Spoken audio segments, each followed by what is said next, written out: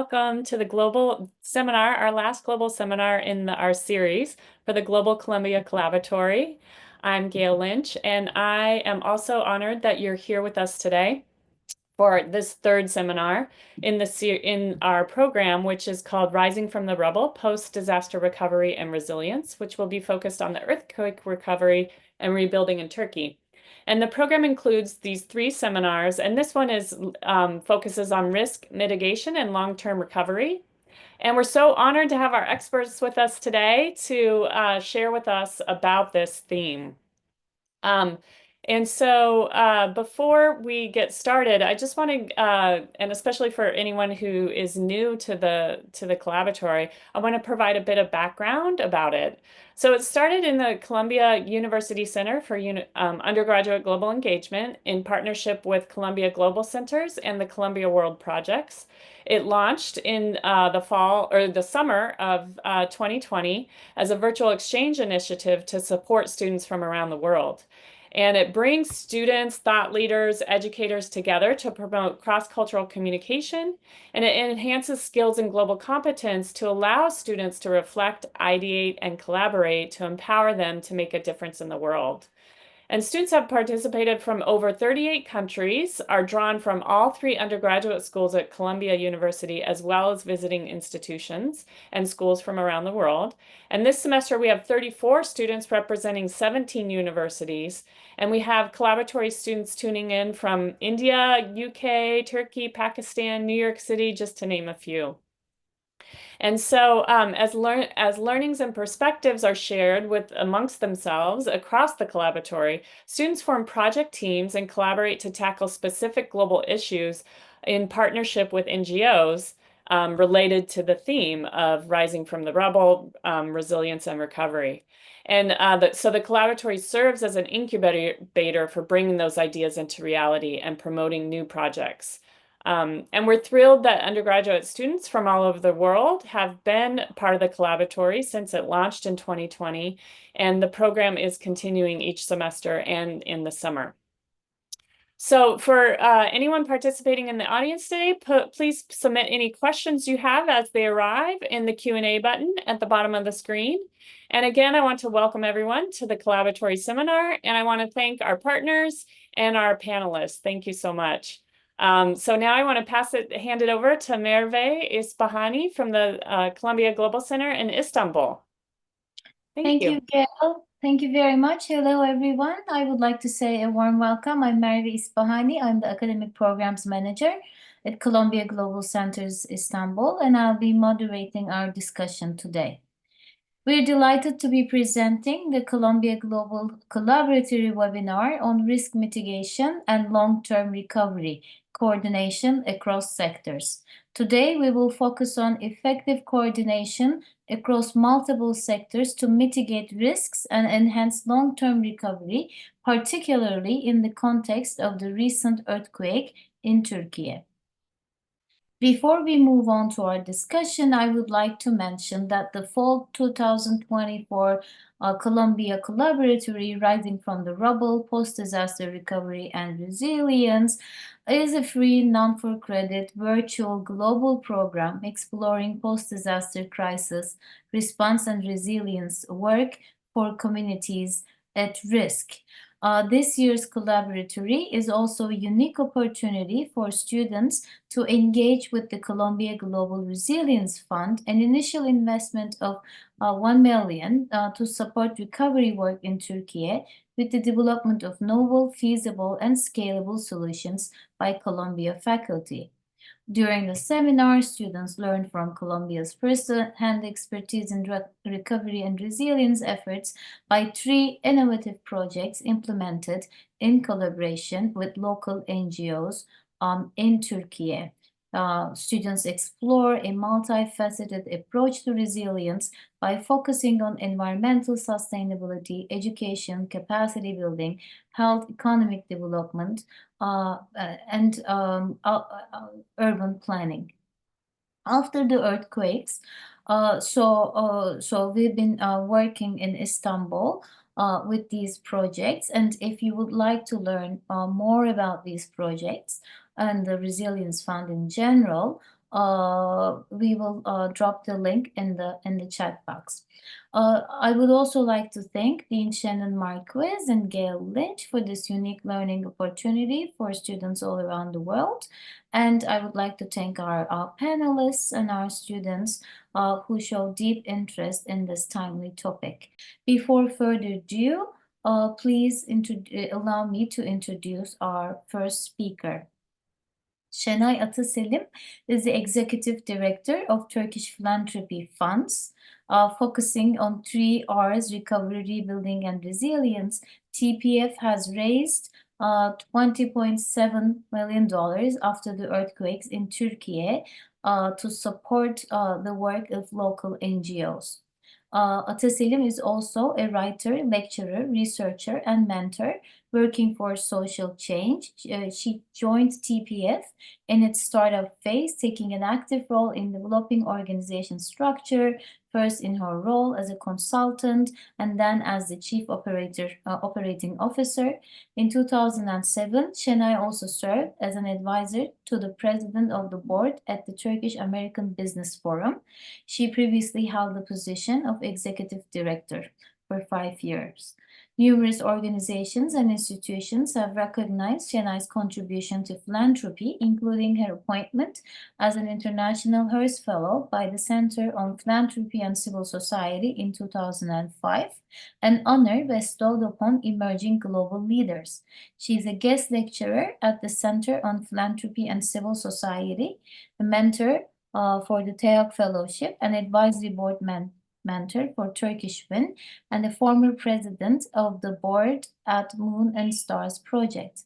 In 2013, the American Turkish Society appointed her Young Society Leader. Since 2016, she has been teaching fundraising at Fordham University's Nonprofit Leadership Master's Program.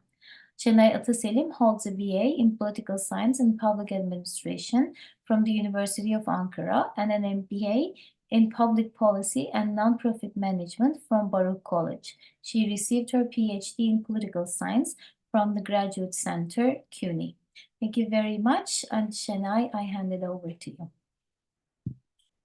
Thank you so much, Merve. I want to first thank Columbia University's Undergraduate Global Engagement and Columbia Global Center for the opportunity to discuss a topic that resonates with all of us so deeply, and I'm honored to be here. I want to first help everybody understand how big the earthquakes that happened back in 2023 in Turkey is.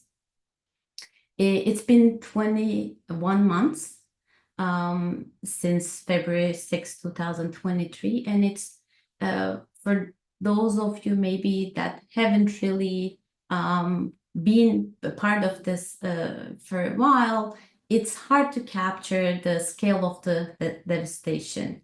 In a span of just 8 hours, 2 major earthquakes happened in the southern eastern Turkey, reshaping entire communities. To give you a better sense of the magnitude, the magnitude of the earthquakes were 7.7 and 7.8, and it impacted 11 cities across an area that is nearly the size of Germany.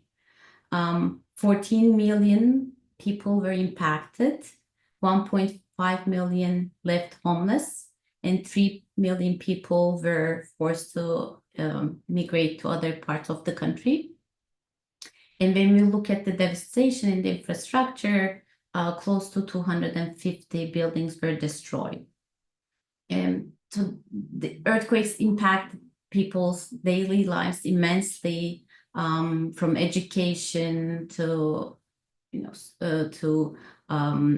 the economic activities in the region. For 4 million children, education was interrupted for the rest of that year. And when we look at the economy, the agriculture is the backbone of that entire region, and it suffered immense damages, closing to $7 billion. The disaster ranks as the 4th costliest natural disaster globally. I believe this underscores the hugeness of the recovery process ahead.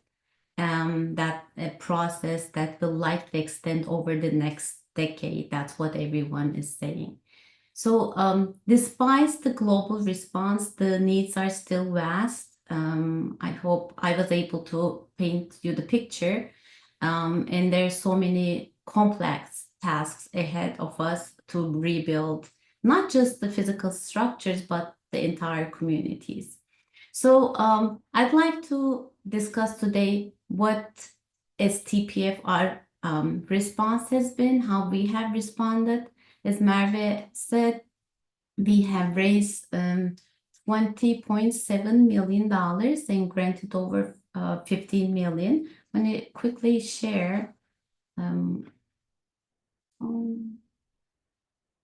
a map that shows the impact. Everyone can see this. So as I've said, we have raised 20.7 million and granted $14.5 million to the region already. A huge portion of the funds went to our immediate response.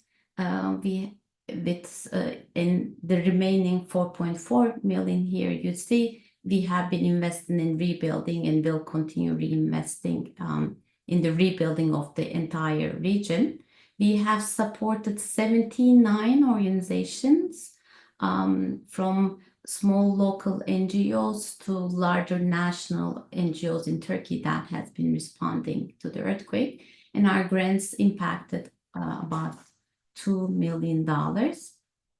So we have been impacting in many different areas, from providing safe spaces to children to health services. And as you can see in this map, the earthquake impacted 11 cities in the southeastern of Turkey, but because it forced migration to other parts of the country, we also provided support to NGOs all around Turkey that were supporting the people who had to leave their homes in the earthquake region. So this is kind of a summary of what we have done throughout the country. So what I would like to do is discuss a little bit about how we have responded and tie that to our rebuilding efforts right now.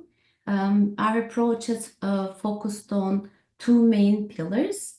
First, I would like to talk about how we have coordinated local engagement and coordinated with local organizations to respond to the needs. And then I would like to talk about how we have embraced a long-term vision to continue supporting the earthquake region. And when the earthquake happened, we took two immediate actions. The first one was we connected with our trusted partners on the ground in Turkey. Many of these partners are part of the Afet Platformu, disaster platform, a coalition formed specifically for unified disaster response just a few years prior after another earthquake in Turkey. And our initial response came through our connections, through our communications with them. And through those partners, we had access to accurate, timely information from the ground, which allowed us to respond to the needs immediately. And simultaneously, while we were receiving the intel from the ground, simultaneously we reached out to our US-based network of donors, raising funds and connecting people all around the world to support those impacted. We had been very careful to have an open and transparent communication to inform our community. So we were sharing real-time needs and challenges from Turkey. And at the same time, we were making grants. So on the day of the earthquake, on February 6th, is when we issued our first grant. And by the end of that first week, we had dispersed over $500,000 across 5 organizations. And we were doing it through an open application process. And we're really working hard to be agile so we can quickly respond to needs, channel resources where they are needed the most. So that experience showed us firsthand the value of working with local organizations by aligning with those who know the communities intimately, talking to them about what's happening, how our needs are changing. We were able to ensure that resources were directed efficiently, and one of our main goals was to avoid that duplication and maximize the impact of every dollar that has been trusted to us. And with immediate, when you respond to the immediate needs, you need to be really fast. So that real-time information coming from the ground was immensely important for us. Even though we were reviewing applications to respond, that information that came from our partners on the ground enabled us to fully understand what the needs are and then make grants accordingly. And we were also very, very flexible. That open communication channel with local organizations enabled us to be flexible as well, because sometimes they were applying with a need and we would approve the grant, but in that period of, even though it was a few days maybe, the needs would shift, and that communication channel enabled us to give a go-ahead to our partners on the ground to spend the funds in the needed area. So as we shifted from immediate relief to recovery, our focus at TPF turned to long-term resilience. That's, we believe, is essential for sustainable rebuilding. And since our earthquake fund has been dedicated not only to respond to urgent needs, immediate needs, but also fostering a future where these communities hopefully are better prepared for crisis. As I mentioned, rebuilding requires little bit more strategic thinking. It's more challenging.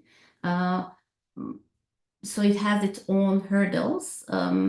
First, from donor funding perspectives, from donors' perspective, after the initial crisis, donations often wane.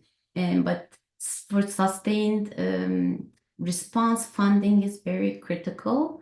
And so we need to, as TPF, communicate that to our donor community. So in that regard, we emphasize transparency, how the funds were being spent to the cent. We put emphasis on storytelling as well, really trying to show our programs are impacting the lives in the region. Through our visits, we knew that, so we have been really working hard to communicate what we are saying to our donor community. And constant updates. We have the first impact report we have provided was at the 3rd month milestone, then another on the 6th month, another on the 1st year anniversary, and in between we have been providing a lot of updates through our various communication channels, and in addition to progress reports. So sharing these personal stories, progress reports, I think keeping donors connected to the impact of their contributions is important. And in terms of continuing to support the region. On the other side, our grant making has its challenges as well. The needs constantly change. For example, at first we were focused on providing temporary shelters to people, but then as recovery and rebuilding continues, now we're more concerned concentrated on job creation and economic revival, that you need to have a grant making strategy that provides that flexibility to you. So through that flexible grant making and along with regular updates to our donor community, I think that allowed us to respond effectively as circumstances in the region evolve. And thirdly, I want to also note how, rebuilding means infrastructure rebuilding, but of course, but beyond that, it involves restoring entire communities, and that's where TPF comes in. That's where our expertise is. The earthquake disrupted the whole economy in the region. A lot of small businesses, which was also the backbone of that region, need to be closed down. People moved to other parts of the country, so you have a lot of shortages in that regard as well. So what we're seeing now, the region needs is rebuilding through economic investments, reviving the economy, while also supporting the community with psychosocial efforts. The rebuilding after an earthquake, as I mentioned, goes beyond restructuring buildings. So right now, our grants in the rebuilding phase prioritizes grants that support job creation, economic stability, so we can enable sustainable recovery in the region. And equally important is addressing the profound emotional and psychological toll on communities. The trauma of such a disaster is lasting, and we see that in the communities when we visit the region. So we believe the recovery must include mental health support as well, from children to youth to people who are trying to rebuild their businesses. So that's what we have been doing in what we really vision a community in the future in the region that builds back better. So that has been our goal for the region. Just to summarize everything, maybe I've said, rebuilding after an earthquake, especially an earthquake as big as the one we have witnessed back in 2023, is without question a long-term commitment. And so it requires going beyond the immediate needs to address stability, economic recovery, and social resilience. And our work at TPF is driven by that understanding. And hopefully, through our grants, we are not only providing for today, but with an eye toward a safer, more resilient future in the region. So with that, I'll turn it back to you, Merve. Thank you very much, Şenay. This was really wonderful.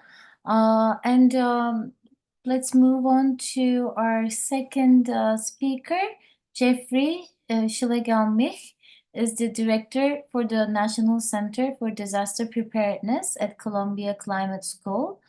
In his role, he oversees the operations and strategic planning for the center. He also oversees projects related to the practice and policy of disaster preparedness. His areas of expertise include public health preparedness, community resilience, and the integration of private and public sector capabilities. Prior to his role at Columbia, he was the manager for the international and non-healthcare business sector for the Yale New Haven Health Center for Emergency Preparedness and Disaster Response. He was also previously an epidemiologist and emergency planner for the Boston Public Health Commission. Mr. Schlegelmilch has overseen numerous initiatives integrating emergency preparedness and response across government and non-government sectors. This includes leading a study to determine the requirements for a national operational epidemiological modeling process, developing and delivering a national training program focused on evacuation and sheltering of people with medical dependencies, and developing new models for community resilience with a focus on children. Thank you very much for joining us, and I leave it to you, Jeffrey. Thank you very much. I really appreciate the opportunity to be here and the importance of this work, especially so far after the initial earthquake. And I'll actually talk a little bit about kind of how, not a little bit, as much as I can pack into the next few minutes. Let me go ahead and share my screen. All right, great. So, yeah, so as Shenay was talking about, we do have sort of this challenge where, you know, it's so far after the earthquake, and now is when a lot of new needs are emerging. There's a lot of ongoing needs, but it's also when a lot of our attention starts to fade. So I'm going to talk a little bit. We've done some work sort of forming partnerships in pursuit of funding within Turkey. We're in the process of trying to pull together some of those projects now. So I'll talk a little bit about that, as well as some of the broader work and some of the broader trends. This may be a little tough to read, but I use this a lot to show. This is from Aon, the insurer. This data is actually through 2022, so it does not include the 2023 earthquake. But you see here all different hazards, all different perils, as they call them in the insurance world, and we see them increasing. Now, I'm from the climate school, so we talk about climate change a lot, right? And so you see a lot of these hazards that have a weather component, tropical cyclones, flooding, drought, all with this steady increase. But then we look at the third costliest disaster. And again, this doesn't even include the 2023 earthquake that we're talking about here, and that's earthquakes. And earthquakes don't really have a climate change link. There's some potential sort of, but for all intents and purposes, we would not expect to see this move up if climate change were the only driver of increased disasters. So it's not. It's about how we build, where we build, increasing urbanization, putting more people, more things in areas that are susceptible to earthquakes. And of course, you see sort of a step process in the earthquakes, right? We tend to get very big ones. You see a big step in 2010 with the Haiti earthquake.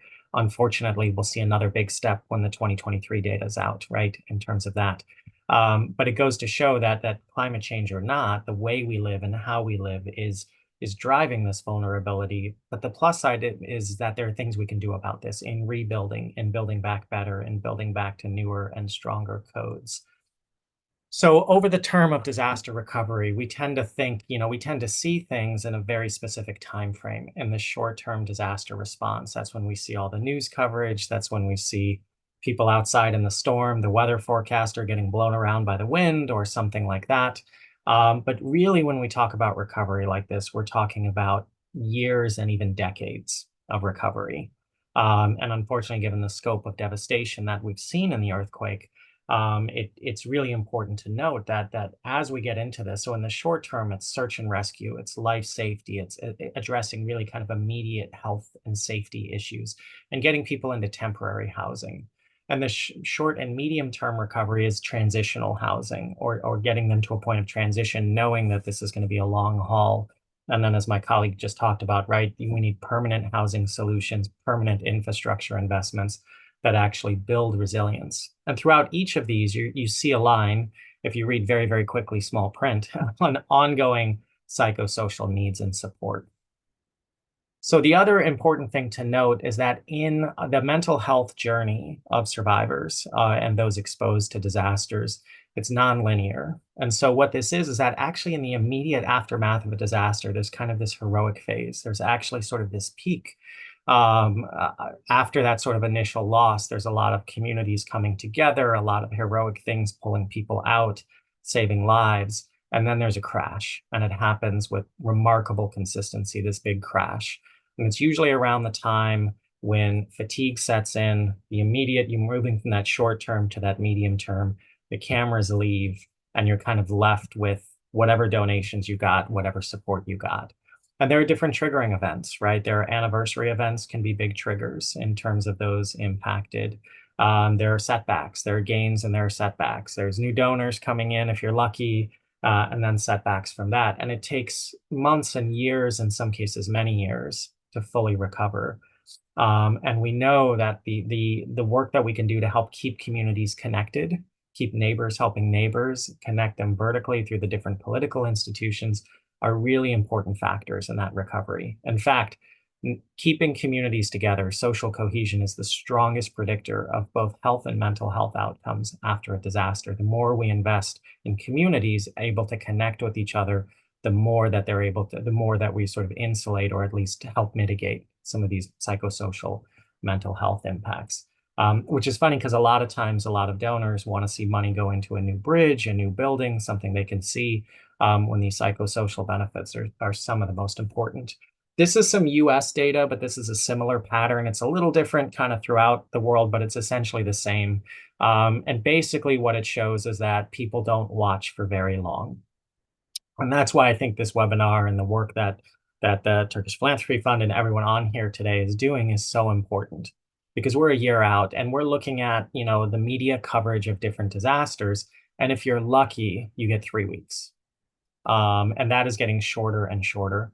And we saw that from the first slide, right? We're seeing this increase in disasters. We're seeing the increase globally. There's a lot of competition for our attention. The things that drive more attention are things that, you know, if there's a greater financial loss, if there's a higher, unfortunately, a higher death toll correlates with this within the US or the country through which you're looking through, if there are greater imports, greater ties, military ties, things like that, you'll get a couple of extra days of media coverage, but it's always in that short-term period. And so it becomes important to look at what are the long-term strategies? How do you take advantage of the resources that come in within just a couple of weeks and really stretch them out over months and years into the recovery and into those things really vital? I'm going to mention briefly, we've done a lot of work on housing recovery. These are some pictures. I was in Hatay last October, about a year ago, so about 8 months after the earthquake. And so these pictures were all taken at the same time, but I share them to also show that here's essentially within the housing, you have this immediate term where so much of the housing stock was destroyed. So many of the buildings were destroyed in some of the key areas. Really only the newest buildings that were built to the latest sort of earthquake standards were still were undamaged. And at the time that I was there, one of the goals was to move people out of tents and into what you see on the right, the containers. And you see AFAD, the Emergency Management Agency, working with that. And they were at the tail end of that, but there were still a lot of these tent cities. So getting from that sort of immediate sheltering into something where people could live for maybe months, hopefully in terms of getting that more permanent structure in place. The containers are better than the tent, but I wouldn't go as far as to say they were good. It's temporary shelter. There are always challenges with that. There's challenges with sewage management, with infrastructure, with thin walls and things like that. It's always intended to be transitional. And so transitioning back into sort of longer term, but that takes a lot longer. You have to tear down old buildings, you have to pour concrete and get things built. And so as of 8 months after, this was the state of things. And I'm sure others on the webinar will talk more about where things are at today, but it's just to emphasize there's a long-term process that requires ongoing support. Throughout this time, this is actually, I'm going to throw down a little bit of disaster theory. This is called, Russell Dines observed this in the 60s and 70s. We've used it in a few different areas, this idea that there are different types of organizations that emerge. And so AFAD, in the US, FEMA, your national emergency management agencies, the Red Cross are these type 1s. This is what they're built for. This is what they do. Type 2 are ones that sort of extend, right? They have some role in this, but they do more. Your type 3s and 4s are your organizations that don't identify as part of the response or maybe don't even exist prior to the disaster and then emerge in that process. And this becomes really important because most often these type 3s and type 4s are organizations that are deeply rooted in the community. They tend to be there a lot longer, sometimes permanently, than some of the others. And they tend to come into existence because there's an unmet need that they can help out with. And I'm going to give an example here. So here on the left-hand side is what I would categorize as a type 3, and on the right-hand side, a type 4. So this is a school in Hatay that was not severely damaged and had a lot of the students there. And so a lot of the teachers, a lot of the administrators found themselves sort of in this role of helping people to find out, you know, where they were going to live, of providing psychosocial support. of sort of recognizing, essentially becoming a big part of the response and helping to manage the trauma within the children who they serve, but also social workers, in a sense, in terms of connecting people and trying to help connect them to resources. So it's something that existed in a very different form, but really sort of transformed into something completely different. And it's worth noting, of course, too, all of the people who work in these situations are also survivors themselves and carry their own trauma. On the right-hand side is a container school. So a lot of the schools there, the after-school programs for the high school are equivalent of high school entrance exams. Students still needed to take, and there was very little capacity for socializing, for after-school programs. And so a group of volunteer teachers sort of created this container school through some donations. They then later connected with an existing NGO as sort of an umbrella to do the work within, but completely emergent. And it does a couple of things. It provides some of that continuity of education. But for the psychosocial component, they hold movie nights, they hold game nights, they hold a lot of different things that sort of help bring community together and help reinforce some of that social cohesion, help to preserve some of that. So providing really important elements for the ongoing continuity, but also for some of the installation of some of that additional support. So a lot of the work we do in the US and internationally is also to try and identify what are these emergent groups. Because while they tend to do really great work, they don't walk into this knowing the landscape. Red Cross, Red Crescent, right? Know who the donors are. They can pull folks in. They do great work.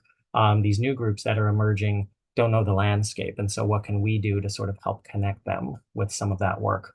And then I'll land on two sort of final points. A lot of our work of our center and a lot of what we're looking to do in some of our programs, both in Turkey and globally, is looking at children. And one of the things we notice is that children are extraordinarily vulnerable to disasters. You see some of our own research data here from the US, but they're also bellwethers. They're connected with every other part of the community. I'll also say too, sort of that they're connected because if parents don't have jobs, it's very difficult for children to thrive in the aftermath of a disaster. If schools aren't functioning, if civil society isn't functioning, if you don't have roads, if you don't have places to socialize. And so by following children, you sort of get this inroads into the whole community. We've also found too, from a political point of view, this is a non-political issue. We have had opposing political parties in the same room working together in a variety of contexts, including the US, including, I'll say briefly, we held a congressional briefing during the Trump administration and had sitting members who were Republicans and Democrats attending and speaking. This is something that everybody can agree on and becomes a very important lens, both for meeting the needs of children, meeting the needs of the community, but getting past kind of other sort of more partisan or more political type of situations. So and so a lot of our approach has ultimately been right, because we're not childcare providers ourselves. We find that the child is sort of surrounded by family and friends and these child-serving institutions, but then they work under this umbrella of the institutions where children, when they're not at home, who are the community organizations that oversee that work.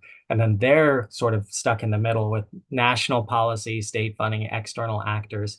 So a lot of our work is really focused on these middle, the green and the purple here, who are the people who serve children every day and work with parents every day. They're the real experts, right? And working with children. What can we do to help them do their job, help advocate for what they do, translate what they need in a policy frame, pull in the science and help turn that into tools to use. So our program, this is a model of a program that we've used both in the US and now internationally as well too. But this is all just to say there's a tremendous amount of work to be done. But as you can see from my colleagues on the panel here today, there's a tremendous amount of work being done in a very novel and very important way. So with that, I'll just thank everyone. I look forward to answering whatever questions in the discussion later, and I will stop sharing. Thank you. Thank you very much, Jeffrey. This is all very interesting, and I think we'll have a lot more to discuss in a few minutes. So I would like to introduce Muray Güney. Muray Güney is a lecturer in the anthropology department at Özyeğin University in Istanbul. Previously, he taught in the sociology department at Acıbadem University and anthropology department at Boston University. Güney worked as a postdoctoral researcher in the City Institute of New York University.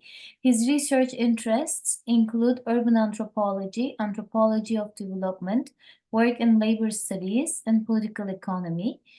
His research focuses on the negative side effects of the rapid yet uneven economic development in Turkey.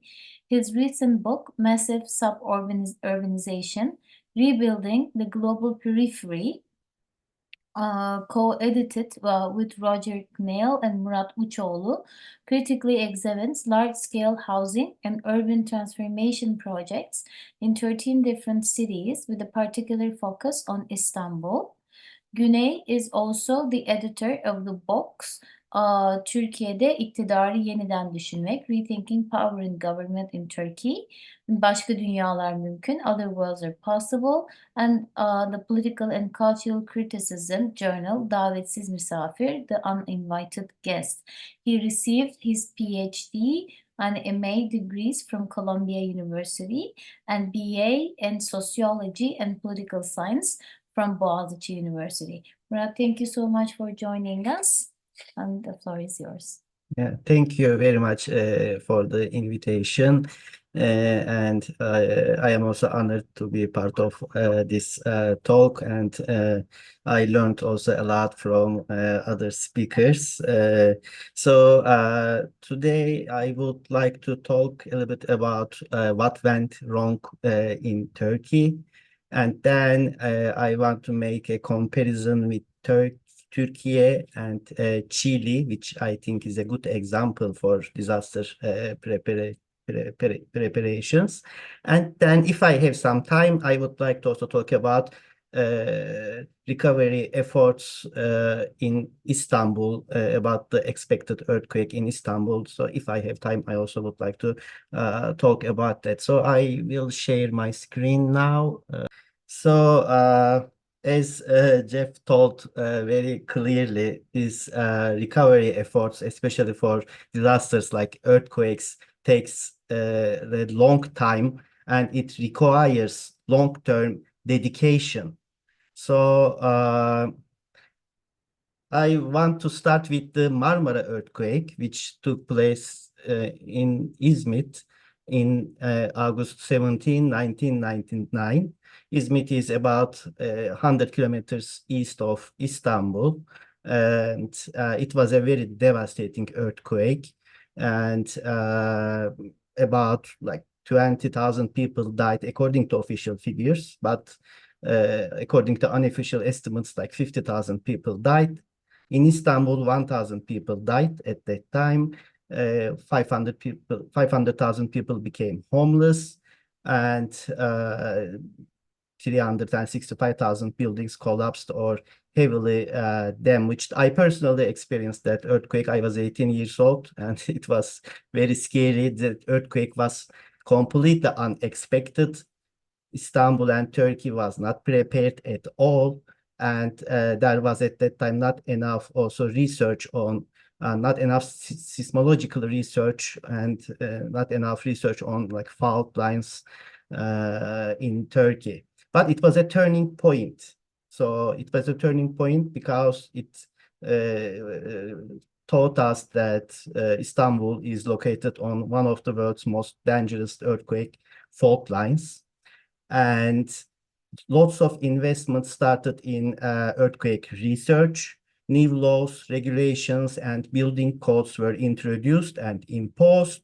So maybe we didn't know about serious earthquakes before 1999, but now we had all the knowledge about the location of fault lines. We have the technology, we know how to construct resilient buildings, and we have new regulations, and we have time. We had time at that time. So we already had that before. So we had 25 years. But unfortunately, the same pictures repeated. So on the top, you see pictures from the Marmara earthquake in 1999, and below you see pictures from the Maraş earthquake in 2023. So we already had 24 years not to repeat the same mistakes, to take some lessons from mistakes before. And but it didn't work. So first I wanted to ask and question why it didn't work, and what were the major problems here. So as you know, like trust in institutions and cooperation between people and public and private institutions play a crucial role in earthquake preparation. And we also need like a long-term dedication. So what has collapsed in the 2023 earthquake in Maraş was not only buildings, but also the trust in public institutions. So about 25 or 30% of the buildings that collapsed after the earthquake were so-called new buildings, including public hospitals and schools that were built after the year 2001, supposedly according to the new building codes.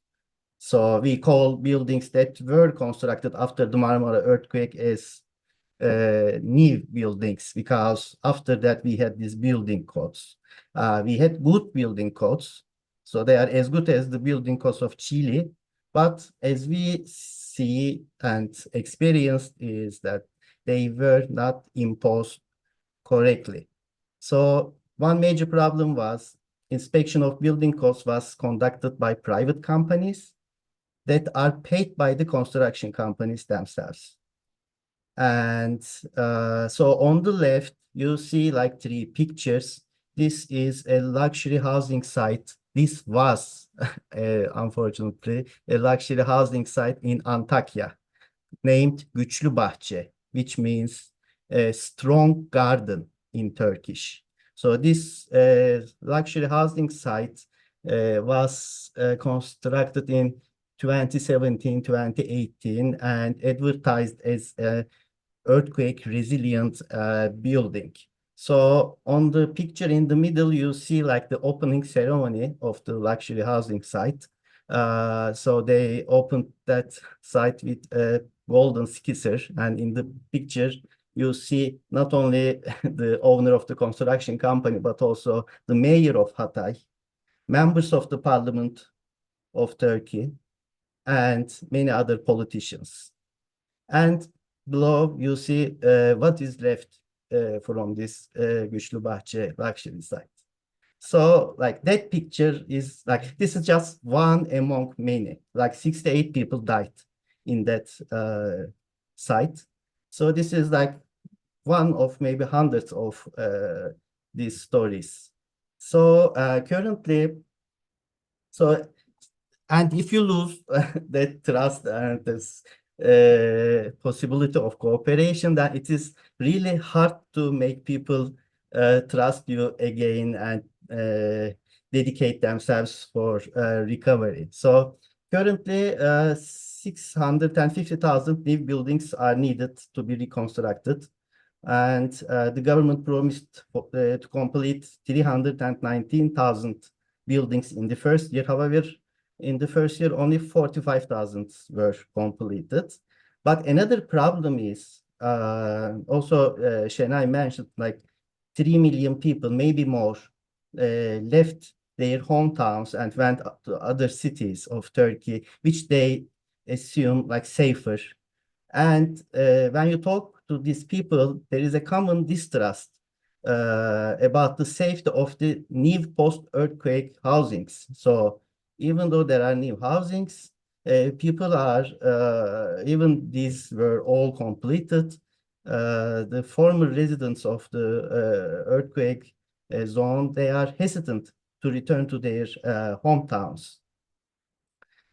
So one major problem is like this perspective of the naturalization of disasters in Turkey. I think this is like something really, really dangerous and problematic. So according to the official discourse, the Maraş earthquake was named as the disaster of the century, as if like this is an extreme unique event like generated by the nature and human action didn't influence its consequences.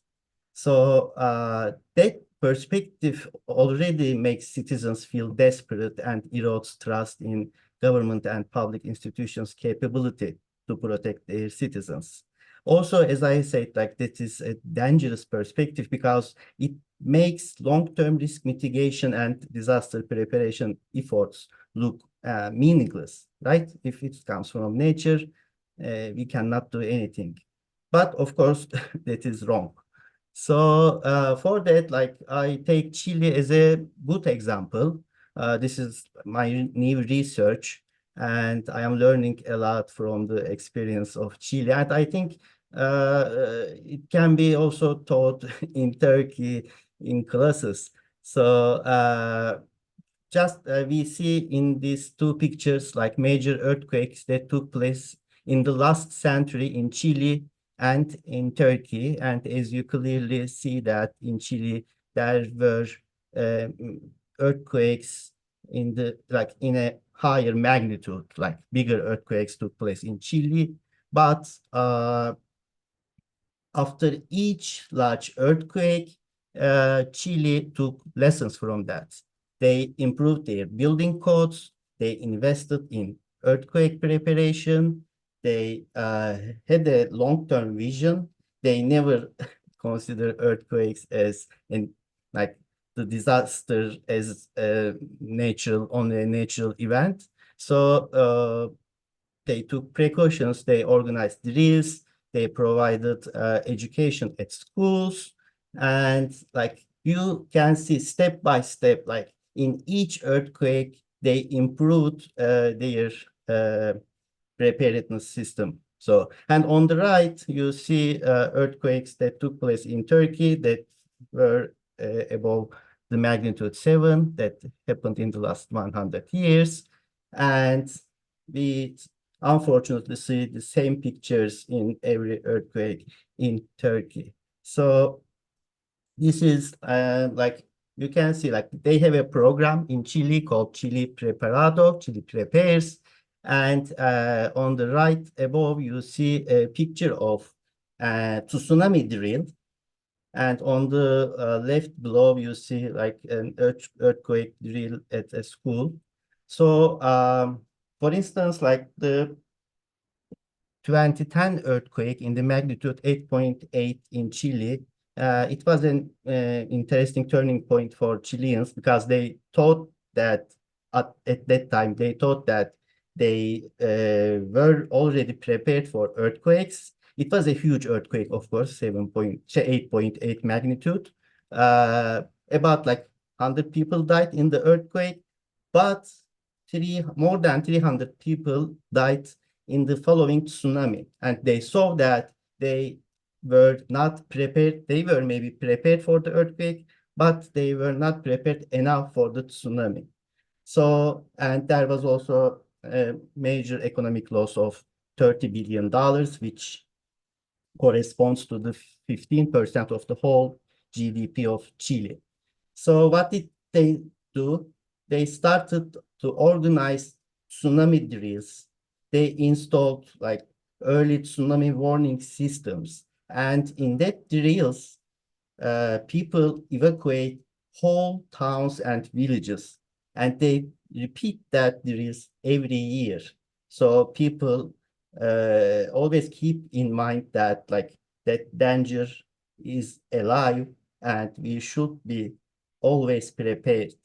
And like no one takes that as a joke. Everyone takes it very seriously and invested in disaster preparation. And this is something common, but I like that to emphasize again, like a $1 investment in disaster preparation saves $4 in the long term. So it's always better to invest in disaster preparation before the disaster took place, instead of spending to recover from the disasters. It's like much more costly. So I think like, and comparing Chile and Turkey is, I think, good, because in terms of earthquake preparedness, the first country that comes to mind is Japan, of course. They are the best in terms of earthquake preparation. But when you compare Turkey to Japan, some people may say Japan is a very rich country, so they have lots of resources for developing better tools. But Chile, in terms of the size of economy, it's like comparable to Turkey. So it's not a very rich country, not a poor country, like a middle income country, but even them can achieve to prepare well for disaster. So what happened after the 2010 earthquake in Chile?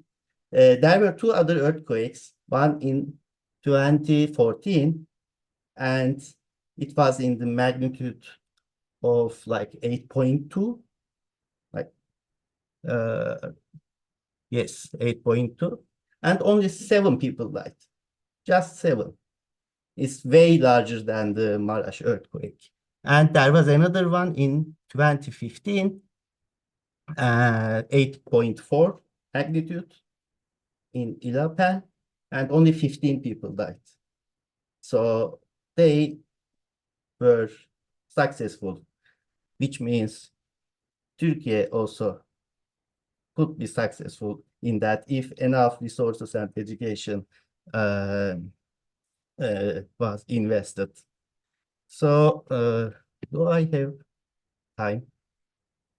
So I just briefly talk about also Istanbul, because also in Maraş region, we already had an earthquake, but in Istanbul, we didn't yet.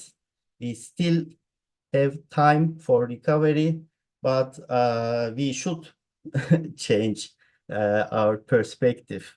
So again, like what was done in Istanbul after the Marmara earthquake was exactly the opposite what should have been done. So in 1999, the population of Istanbul was 10 million. With more constructions and more investments, more populations were invited to Istanbul. Now the population is officially 16 million, like, which corresponds to about a 60% increase to an already overpopulated city, which is located on one of the most dangerous fault lines. So which makes the city more fragile and disaster prone. So also, like, about Istanbul corresponds, like, produces 1/3 of Turkish economy. So disproportionately, Istanbul is too large in terms of its size, in economic size. And as you see, about, like, there are about 1.13 million buildings in Istanbul, and 800,000 were constructed even before the Marmara earthquake. So like about 70-75% of buildings were old buildings, which means they were risky. So we had time, maybe we can recover, but like, this is a map of Istanbul's neighborhoods in terms of their rank of earthquake risk. So we already know which parts of Istanbul are risky, but building inspections and reconstruction of risky buildings are conducted in a very slow and insufficient pace. So for instance, this is another problem. Also, like, to prepare for a disaster such as an earthquake, like, which has an immense effect, you should have solid cooperation between, like, civil society, local organizations, residents, local authorities like municipalities, and the government, central government, right? So you can see like a discrepancy between risk assessments of the local municipality on the left and governments, central governments, Minister of Urban Affairs, disaster risk zones on the right. So on the left, you see the districts of Istanbul ranked by an integrated risk analysis that looks at the injuries, damage of buildings, and possible loss of life. Like on the top, it comes Fatih, which is the historical peninsula, like Old Istanbul, the touristic part. So it's the riskiest part of Istanbul in terms of earthquake. And on the right, you see any urban transformation going on. You see there is no urban improvement project going on in Fatih. Instead, there are some urban transformation projects going on areas such as Sarıyer, which has a high land value but less earthquake risk. So why is that? So the responsibility of urban improvement is this is a major problem. Also, this is, I think, one major problem which resulted the damage in the earthquake zone in Maraş and Antakya. So the responsibility of urban improvement is left to the private companies. And we need more public support. Making buildings earthquake resilient is very costly. And there are two major costs. First, the cost of the reconstruction, and second, the cost of rents during the reconstruction period. And today in Istanbul, urban improvement projects depend on a deal between the homeowners and private construction companies. So a reconstruction starts only if rebuilding in that neighborhood is profitable for the private construction company. As a result, in poor neighborhoods where there is much need for urban improvement because the housing stock is weak, there is no urban transformation projects. There are some urban transformation projects in rich neighborhoods. Another major problem is the cost of the rents. So the reconstruction period is long, like it takes 2 years. And at that period, people, of course, need a shelter. And like the average rent in Istanbul is right now like 30,000 lira, and the rental rate is 5,500 lira, like 1/6 of the average rent. So in poor neighborhoods, people cannot afford such high rents, rather stay in their risky buildings. So as I also previously said, inspection of the building costs is conducted by private companies that are paid by the construction companies, which is like a conflict of interest, of course. So we have also these legal issues. There are like also some other problems. We had some designated post-disaster assembly areas in Istanbul, but like 416 of 498 places today converted to shopping malls. Like Jeff said, like we need a long-term dedication, but after 1 year, 2 years, people forget about the Marmara earthquake and started to construct buildings in the disaster assembly areas. And there is another problem, a lack of cooperation and coordination between local and central authorities. So I worked also in the Istanbul municipality for like 3 years in the planning department. And we noticed that like the post-disaster assembly areas designated by the local municipality and the central government are different and do not overlap. Like, can you imagine, like at the moment of the earthquake, you have no time to think. So you should already know what to do. And this is supposed to be already planned. But even in terms of that, like vital issue, like the location of the assembly areas, there is no consistency. So, but we can have like, this is one suggestion when we develop, we developed it while I was in the municipality.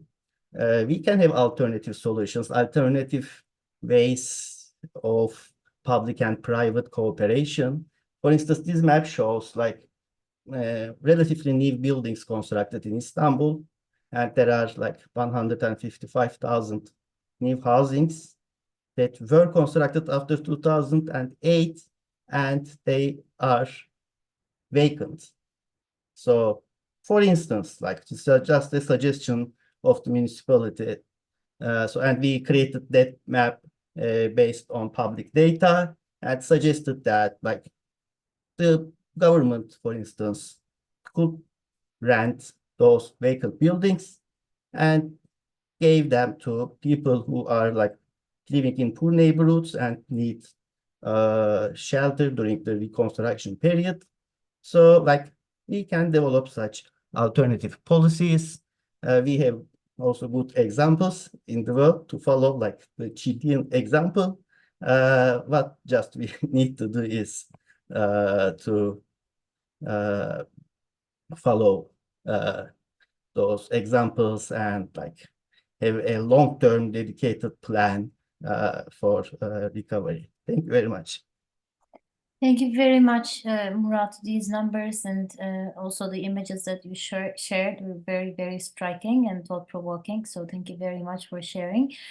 So it's really now time for discussion. Perhaps we can start with a question for each panelist, and then we can move on. Şenay, just to start with your presentation, I would like to ask you about so I know that, we know that TPF has, dispersed this support to many NGOs working on the ground in the earthquake hit regions, but you also did something else. You also worked as an umbrella organization. You worked almost as a connector. So bringing all these NGOs together. Because as Murat mentioned, after the earthquakes, everything happened so quickly, and you were there day one, and then right afterwards you build on it. But while doing so, you sort of created a space for all these NGOs, from grassroots organizations to more established ones, and you put them in contact with one another. So we always talk about challenges, but I want to ask you about some of the good examples that in your learning, that because you're seeing many NGOs, and we know that this is a vast space and there is more work to do, but could you share some best practices exemplifying cross-sector collaboration between private sector, public institutions, NGOs, and with like organizations like yours? Just if it comes to your mind, in one of the impact areas that you mentioned. Sure. Thank you for that question, Merve. Now, what we've been trying to do in the region is to increase our impact, of course. And since we have been making grants from day one, we have received applications. I think we've supported 715 projects, but received maybe close to 200 applications. So you kind of understand what the needs are, who's doing what, and you also see duplications when you receive so many applications. And we've also realized some organizations do not know each other, do not know that they provide the same kind of services in the same cities. So we have decided to take on the role of maybe connecting them to each other, so they get to know their work, and in some instances maybe complement each other in the work that they do. We also seen an organization might be providing a service that might be complementary to another organization, like when you're trying to support the economy in the region, you provide support to women businesses that are trying to sell their products, and there might be this might be a support in the sense that it's just connecting these small business owners with mentors so they can be guided. Another project might be providing financial support to these small businesses. So we try to bring them together so that business that received the initial support of mentorship can maybe receive the financial support, so it increases their success and eventually have a bigger impact on the economic recovery. So that we're still trying to do that, and we are now asking our partners, what are your current needs? Besides, financial support, what are your current needs? And we're asking also, what can you provide to others in the community that's serving to the earthquake region? So hopefully we'll be matching those together, so our impact is going to be much larger than the financial investments we do in the region. And I want to mention one more thing here. I mentioned it at the beginning of my presentation, the importance of organizations that are working in the region or responding to disasters in Turkey coming together. That was done with Afet platform and disaster platform in Turkey. It was established during a response to an earthquake a couple years ago, and Turkish Philanthropy Funds is part of that Afet platform and disaster platform. And since its establishment, we're constantly talking about how can we respond in a concerted effort so our impact is bigger than our individual efforts. And right now, I want to mention that because Murat talked about the potential Istanbul earthquake, we are working on how we should or how we can respond in case a big earthquake happens in Istanbul. So that preparedness now became a priority for Afet platform, and hopefully it's going to have a positive impact. So I want to emphasize that preparedness as well, which is not something that donors fully want to support, but it's key. Thank you very much, Şenay. And a question for Jeff. Jeff, you mentioned about child-focused community resilience and Dine's typology, that how different sectors work together. And I want to ask you about because you've worked in many disaster-hit areas in the world, so you have this experience, so you can compare different contexts. So this is also, and as you mentioned, all the sectors, everybody wants to do something about children, but at the same time, it's a very highly politicized area. In some contexts, maybe not necessarily others, but protection of the family, protection of the children, also is highly politicized in some countries, and Turkey is also can be seen as one of those countries. So could you expand on your work and your experience, perhaps in a comparative perspective? That could be very, very helpful. Thank you.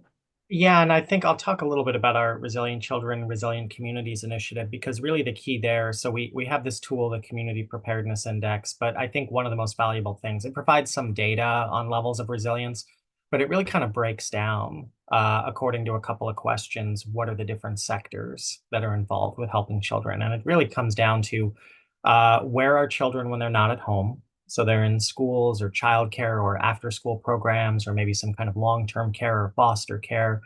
Where might children go in an emergency? And so that'll include things like hospitals and emergency shelters and things like that. And who are the organizations that in the community that oversee that? Your emergency management agencies, things like that. And we've worked in different communities, and the coalition you want to bring together is across the answer to those three questions. But not everyone's ready to come to the table or able to come to the table. We often find schools actually tend to be very highly politicized. They tend to be very funded by central government, very bureaucratic. They have a lot of regulations. Things take a while to change. Things like after school or childcare tend to be quicker to come to the table. they tend to have more flexibility. It's not the case everywhere, but just a trend that we see. And what that allows is a starting point. So what I say is that we don't need to do all of it at the beginning. Success begets success. And if we can work with groups that are a little more easier to, let me phrase that differently, that are a little more in a better position to start work on this, that have a little bit less of that, political backdrop, we can start doing work, we can start doing some planning, and then the schools can come along as observers. And then as they see what this is, we start to develop trust. We start to develop sort of what are the ways we can navigate this. And so I say, as an academic, we like to come in with models that are very elegant and brewed in a laboratory under very controlled conditions. And in the real world, we have to sort of work where we can get started and then build relationships from there. So fundamental to all of this is recognizing that politics is part of the planning landscape, and it's a very, very important one, dealing with that sensitively, knowing where you can get started, and then demonstrating sort of trust and true collaboration. And our experience by year 2, by year 3 of these projects, we see the coalitions and it gives them confidence that, hey, this isn't another group, like they don't know me, right? And so being able to sort of build that and demonstrate that. There's no combination of words that establishes trust in a very, very tough environment. It's only through actions, and it's only through building, through demonstrating things. So yeah, I'd say not the most sort of formulaic answer, but really start where you can with groups that are ready to engage genuinely, and then success will lead to greater participation and greater success. Mm-hmm. Thank you very much. And so you also emphasize, the importance of building the community, rebuilding the community. And at that point, I want to take it to you, Murat, because you mentioned about this new urban planning projects, and also a very considerable population in the region has already left the cities, and they're reluctant to go back. And I want to ask about, also about, there must be something about these projects as well, right? Because it doesn't necessarily take into account the community factor, people who used to live together, and then where are they going to be relocated and settled? So this should be one of the main questions there, I suppose. I don't know much about that, but it would be great if you could reflect on it, like how these rebuilding projects see the importance of community building, because it shouldn't be only about putting up those buildings out there somewhere that has nothing to do with the old neighborhood. So it is an entirely new place in the same city. So what are we gonna make of that? And also you mentioned about Chile, and that was very thought-provoking. So I believe this also started with right after Valdivia earthquake, right? Please correct me if I'm wrong, but does it start under Pinochet or after Pinochet? So the reason I'm asking this is because, was it a top-down approach to earthquake resilience recovery, or were there any space for bottom-up response, and where you see government and civil sector working together? So could you elaborate on this comparison from that angle as well? Thank you. Yeah, thank you for these very good questions. So in terms of the first question, yes, like the community building issue, as well as the new tensions created after such internal displacement, these issues are understudied but very important issues. Of course, people focus immediately on like recovery, and people need like food, shelter, water. These are vital, but like one major issue is like in a very short time of period, like hundreds of thousands of people left their hometowns and went to another city, and they need jobs, food, shelter.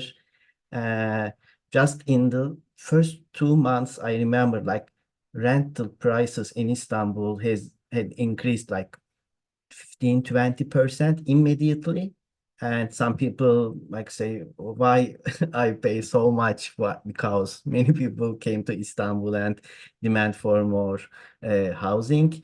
Of course, people who came from earthquake region after a while and they were afraid to go back, so they opened their own stores, shops, their own businesses, and they became competitors in the regions where they came, and this created some tensions.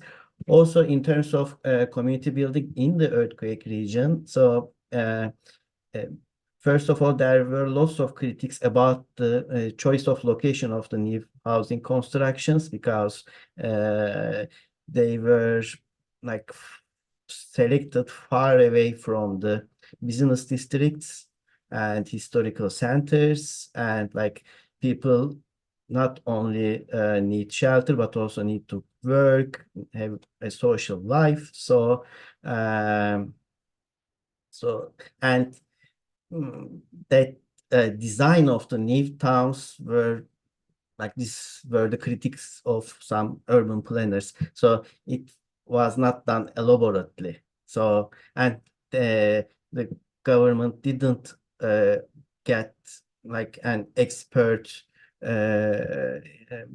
information. They didn't ask other urban planners or anybody else. So people say that like no one asked me, like they didn't get any they didn't make any meeting or like debates, just imposed one project. And there is this third issue.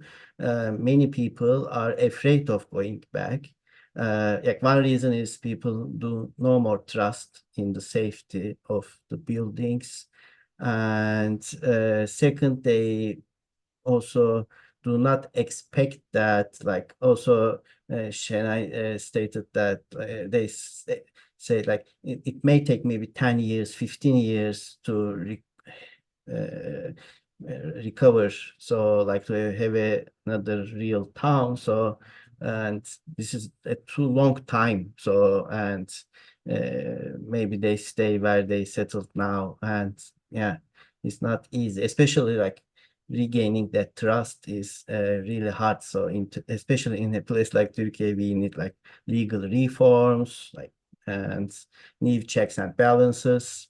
But it's like a big issue. In terms of the Chile, this question was asked a lot, especially by Turkish scholars to Chilean scholars, and I read lots of interviews. So the same question was asked to Chilean experts, and the answer is this is like not related to Pinochet, or like it's also not like the earthquake preparation is not developed thanks to like public actions, or it's not a grassroots movement. So they said like grassroots movements in Chile is powerful, but it responds to issues such as injustice, inequality of income and wealth, or if there is a violation of freedoms. But the earthquake issue, they say, like historically was taken as a technical and serious issue, and like all governments, technocrats, they know that they should develop some solutions to survive. Of course, there is a difference between Chile and Turkey.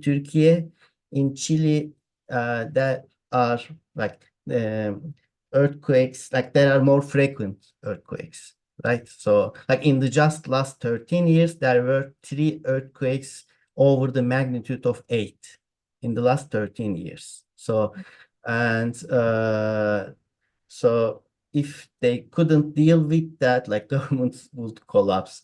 So they will see the results within their term.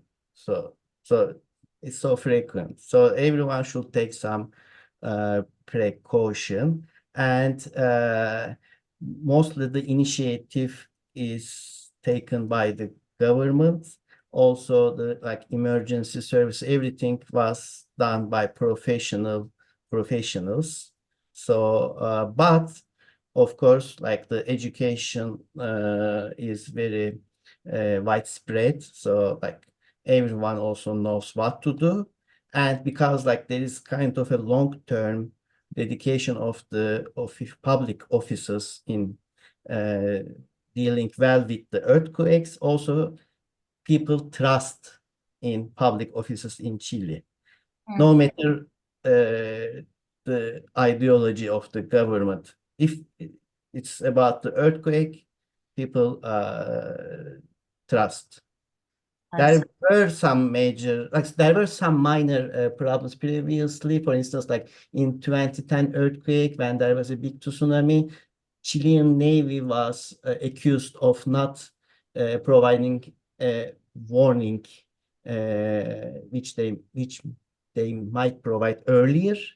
So there was some distrust between the military because of the military coup and the military regime previously, but still there is enough trust in public offices, so people know, like, if they obey the rules and regulations, they will survive the earthquake, which is like really, really important. Thank you very much. So in the interest of time, I want to pose some of the questions that are coming in from our students. Actually, I will read the questions and then I may ask all of you to respond as you deem fit. So one question is about what are the main challenges and best practices in fostering effective public-private partnerships during post-disaster recovery, particularly in regions with limited resources, and how can these collaborations be better structured to ensure long-term resilience and sustainability? Another question is, are all stakeholders equally responsible for providing support resources to the community? How do you determine stakeholder responsibility? Well, we touched upon these topics, but it would be great if you could respond and reflect in your own area of expertise. Another question is, are community members involved in the discussions? And if so, what role do they play? Thank you. Maybe I can touch on a few of them. Yeah, I think, public-private partnerships, I think, tend to work best when there's an alignment of interests, and that's recognized, I think, by all parties involved. So sometimes it's something like we see a lot of like logistics companies getting involved with movement of goods and services. But I say too, a lot of times, and this gets to the second question on where maybe there isn't an equal sharing, is a lot of times the private sector really benefits from the resilience of the community. And then when if that resilience doesn't exist, they see a significant disruption to their operations. And unfortunately, a lot of times one of the decisions, do we stay and rebuild with all of this sort of, disrupted infrastructure around us, or do we move away? So one of the things we've been looking at a lot is, what is this sort of investment in resilience pre-disaster and investment in recovery? Because the success of a private sector organization is largely based in the context of the community that it serves. And there's a greater contribution that can be asked, but there's also a greater contribution within the private sector to their bottom line. We've seen this in disasters where we've seen faster recovery, where we've seen them outcompete their competitors by having what we would call more sort of resilience-oriented types of policies and procedures. So one of the things I think we need to do on the research side is better articulate that value, not just to civil society, but also to the organizations that we're sort of pressuring to contribute more. Because I think that that fundamental to those partnerships is ultimately there's a group of shareholders who's going to say, what's this doing for us, and why is it better to invest in resilience rather than leave and go somewhere else? And that's a very answerable question. We just need to pull together the resources and the data to do it. Thank you. Maybe I can respond to the question around community members. What we have seen at TPF is people who are members of the community that's impacted is key in your response. They need to be part of the solution as well. Jeff mentioned this in his presentation earlier, how there were organizations that evolved right after a disaster, and these are generally established by community members because they have experienced the disaster themselves. They know what the needs of the community. They have connections, deep connections to the community. So working with them, even though they don't have the capacity of some of these larger institutions that are they know how to respond immediately, especially in the rebuilding stage. You need to involve those community members and organizations established by these community members into the solution. And these community members also become volunteers to other larger organizations as well. They become the connection to the community. So it's very, very important that they become part of the solution. Thank you, Şenay.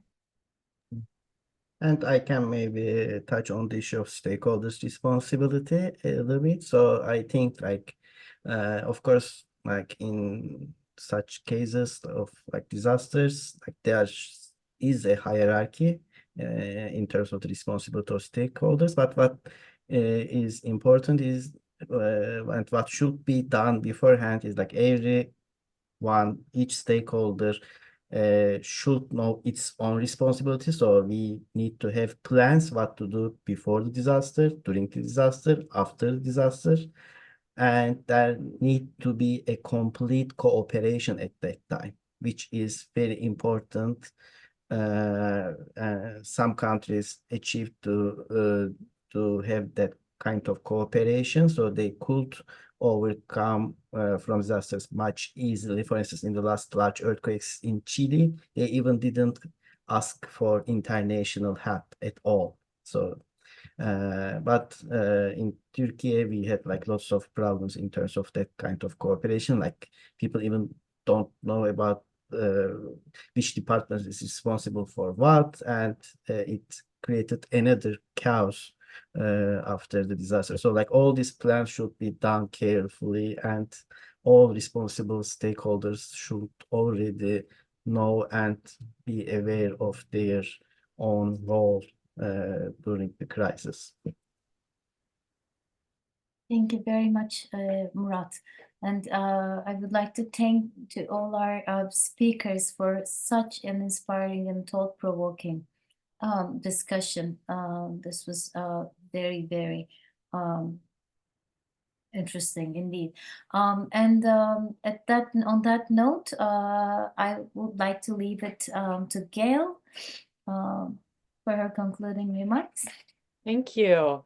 Just on behalf of the Global Columbia Collaboratory, the Center for Undergraduate Global Engagement, Columbia Global, the Global Center, it's just really inspiring to hear how the investment in resilience recovery, bringing people together, building back better, that it's not just trying to, address the disaster, but it's really that long-term thinking that you've all mentioned and touched on. And then in addition to that, as the program director of the Collaboratory, it's about collaboration, right? It's about working with the community and collaborating. And these are skills and ideas and needs that our students are learning through the program, but they can hear from your experience, your knowledge, your expertise. And so I'm very grateful for that. So thank you so much for presenting today. Thank you for your continued work.